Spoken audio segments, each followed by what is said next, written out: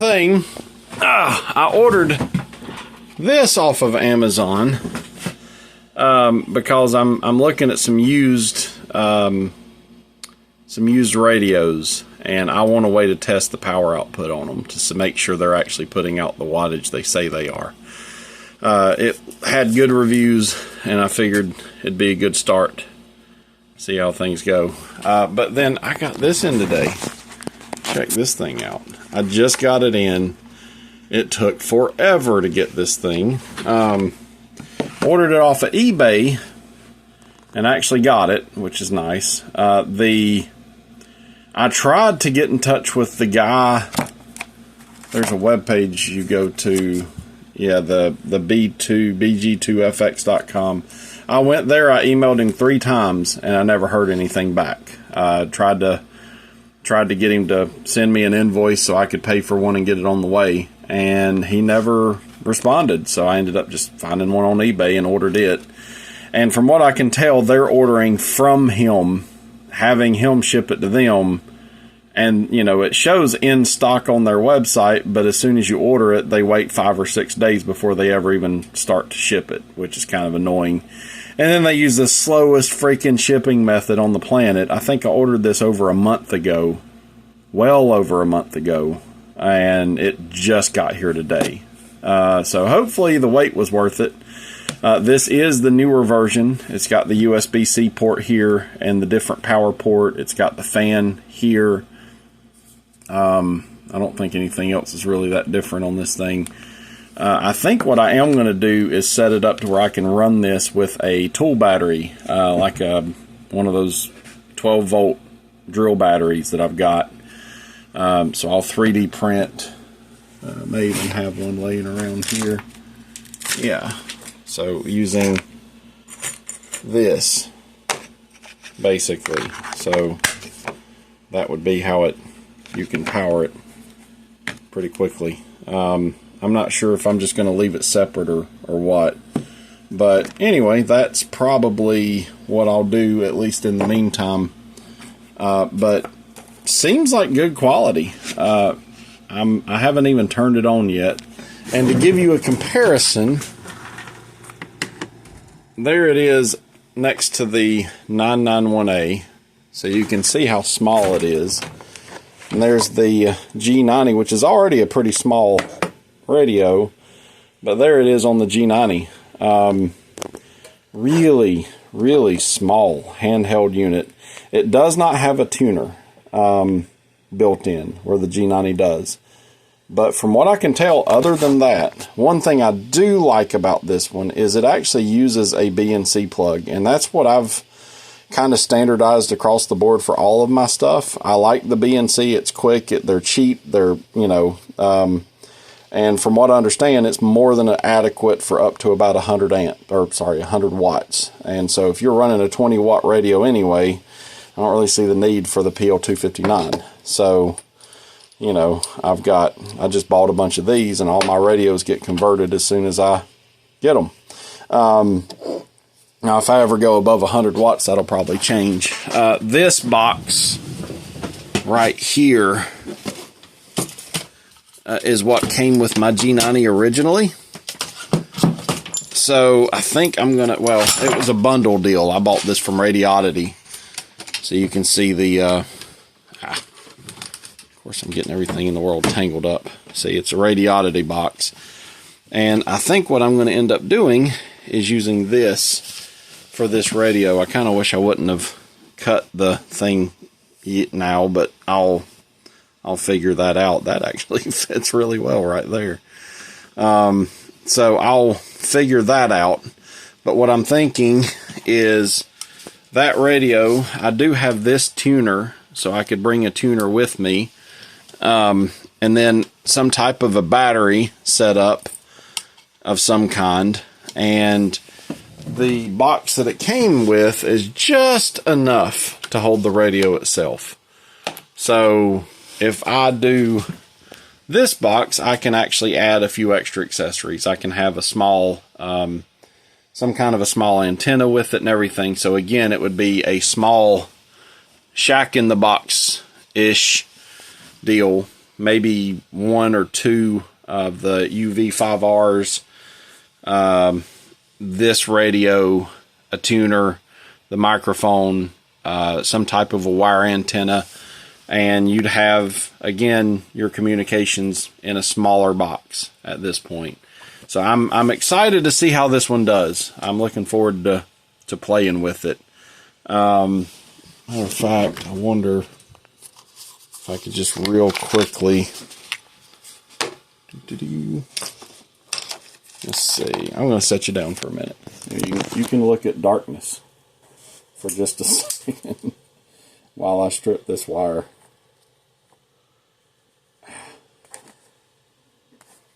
And positive. I need a better way to film this stuff. I'm not very good at this. Alright, so if I stick this in here, battery negative,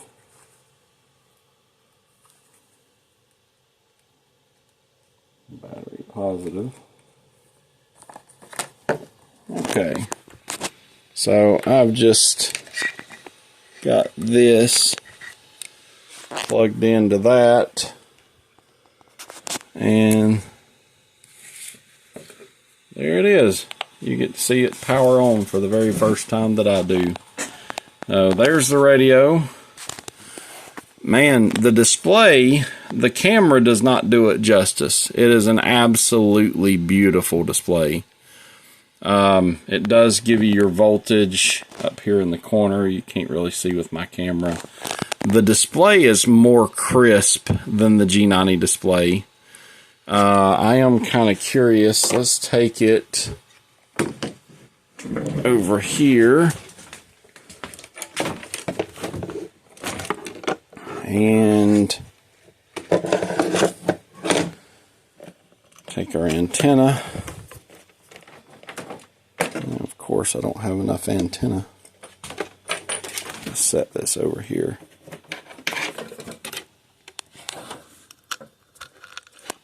Okay, so let's see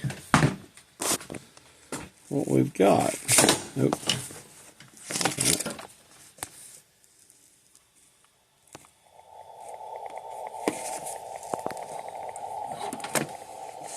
Sorry, this thing's in a bind a little bit.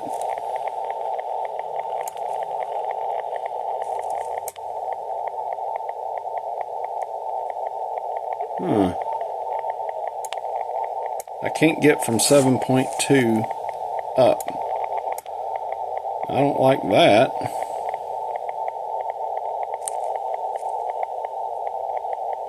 I'll have to play with it some, but I'm not sure if I like it is actually keeping me from going to 7.3 megahertz. See that? That's dumb.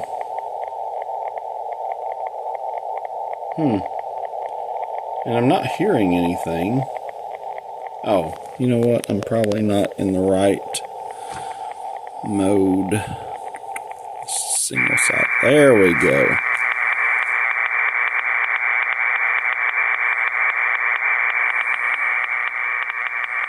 Yeah, I'm not hearing anything.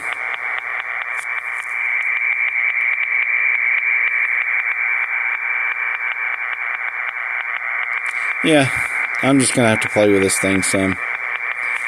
Either way, there you go. You've seen it power on for the first time. I'm really kind of annoyed that I can't go beyond 7.2 megahertz. That's kind of aggravating. But either way, power it off. That's my new toy. How do I turn the thing off? There it goes. 73. That's funny. Alright, so hopefully Friday I'm going to have the updated... I just couldn't help myself. And I've got an FT710 coming. So this will end up going into the camper. The FT710 will live in here. And I'm looking forward to seeing what those, the comparison of those is going to be.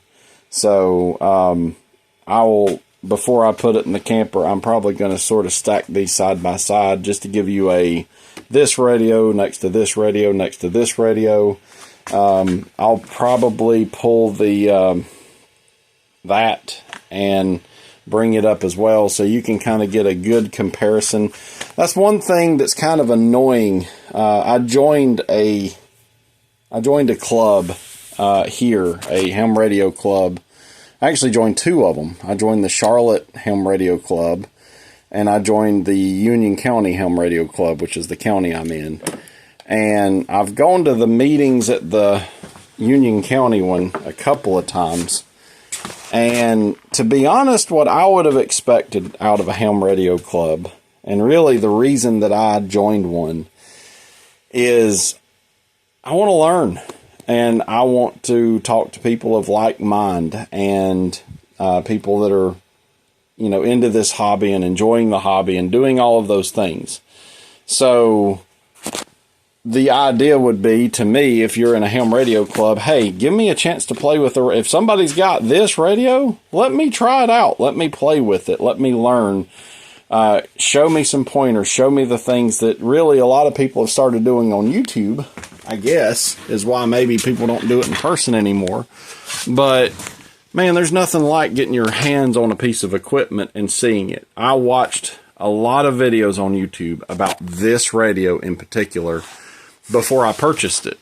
But until I got this radio in front of me, turned it on, and played with it a little bit, and tuned in some signals, and powered up got into the 2 meter and played with it, I didn't realize what I'd bought. I really didn't. And I'm not going to say that I wouldn't have ended up with it eventually, but I think if I would have seen this radio in person, I wouldn't have bought it before I bought the FT710. I would have bought the FT710 first, and then this one maybe later. Or maybe it would have been a different radio. I don't know. But the amount of money that I put into that radio, I kind of wish I would have put it into the FT710 first. So at least what I've seen at the Ham Radio Club seems like everybody talks about 2 meter. It's like it's easier to put up those antennas, and that's what everybody seems to sort of talk about. They've talked about building antennas and doing an antenna class, and we built a 2 meter antenna. They talked about I think the last time we were there, they did a thing on chirp, on programming a 2 meter, like a Baofeng radio. But really, I've not heard a lot about high frequency, and I've tried to talk to some people. I've tried to, get to know a few people, and my hope would be that you would have an Elmer there that would say, hey, you got a guy that's new to the hobby, and I'd like to kind of take them under my wing and show them some stuff and help them out and work with them on some things and teach them some stuff and all of that. But that doesn't seem to be the case. Nobody seems to be doing that. But to me, one of the things that I actually suggested to one of the guys there is it's like, hey, you got 40 guys in a room here. Every one of them have dropped a few $1,000s into equipment. And every one of them have bought a radio that they like. Why wouldn't you do a new ham radio thing where you go, hey, all of you bring your radio in. We're going to have an antenna set up, or maybe we'll have 5 antennas set up. And, if you've got a FT991A, bring it with you. If you've got bring it with you. If you've got a G90, bring it with you. Whatever radios you can bring with you, bring it with you. And under your supervision, your new ham radio operators can walk around the room and, hey, what does this one do? Well, here, let me show you. Let me show you where this works and that works and this and that and blah, blah, blah. And go through all of these things. And then somebody walks up and, man, that's a neat little setup. How does that work? And then you can show it to them, and they can actually sit here, tune in stations. If they, under your license, if they don't have their own, they could sit there and maybe do a few sideband calls and talk to some people, do different things. If somebody's getting into CW, you could, here's a keyer you can order. And that's, just all of those things, where in one night, somebody like me that is willing to spend money on a radio, that's willing to buy the thing, I could save myself a fortune by looking at this radio that a guy's got and going, I like that radio. That's nice. But I like that guy's FT710 better, or that guy's ICOM 7300, or whatever. I can watch a video on YouTube and it helps, but it's not necessarily as useful to me as in person. And what's the point of having an in-person meeting when you're going to discuss business things and show things? And to me, it's like churches today. And, I've gone to church for years, and I've stopped going to regular churches because there is no relationship there. It seems like our culture has gotten away from relationships with people, and that's permeated everything, including churches. There's no reason to me to go to most churches at this point because there's no relationships there. Nobody knows how to have a relationship with anybody. Nobody knows how to have a conversation. Nobody wants to give up their time to help somebody else. And I was hoping, I was sort of pleasantly surprised that you have a lot of ham radio clubs that still actually get together. But I was sort of hoping that it would be more of a relationship-based thing. That's, to me, the whole point of a club. Hey, I enjoy this hobby. You enjoy this hobby. Let's get together and talk. But I'm hoping, they've got an events coordinator, and I talked to him, and he said that sounds like something they might do. So, I would be willing to take all of my radios, pack them up, bring them to a shop or bring them somewhere and say, here, all of you new hams, here's radios that we have. Here's the difference. I could bring my Baofeng 2-meter radios, and somebody might have a Yaesu, really nice whiz-bang, whatever, and somebody would get the chance to see the difference there. To me, at least, the Baofengs, that's a $20 radio. For $20, you can buy that. $16, I think. Now, the antenna sucks, but you can upgrade the antenna. That's what that one is. That's one of the little cheapy upgraded $9 antennas, and it makes a huge difference on that radio. But I don't see a reason to go any higher than this, because this 5-watt radio and that 5-watt radio, is there really a difference? And in all reality, if I get outside of the range of that radio, then I'm going to go to that radio with maybe a 10-meter antenna that's a little bit less portable, but I can still get way farther out, or a 40-meter invis wire antenna that I can set up in 20 minutes. So to me, I don't know that you're going to get another, like a Yaesu. Are you going to get increased range or clarity with the Yaesu? Maybe. I don't know.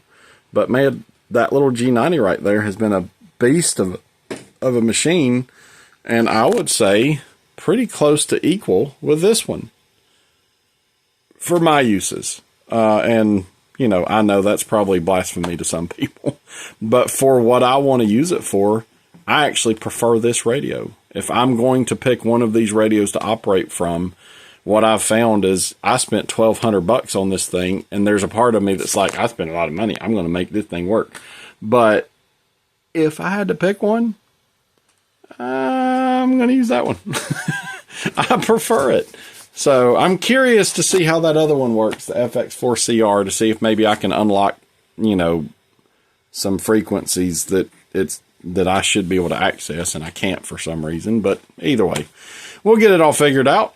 So I hope you guys have a great day. Just wanted to do a quick update, and I'm hoping Friday I'll have an FT710 to compare to this one, and you'll get a chance to look at that. So have a great day.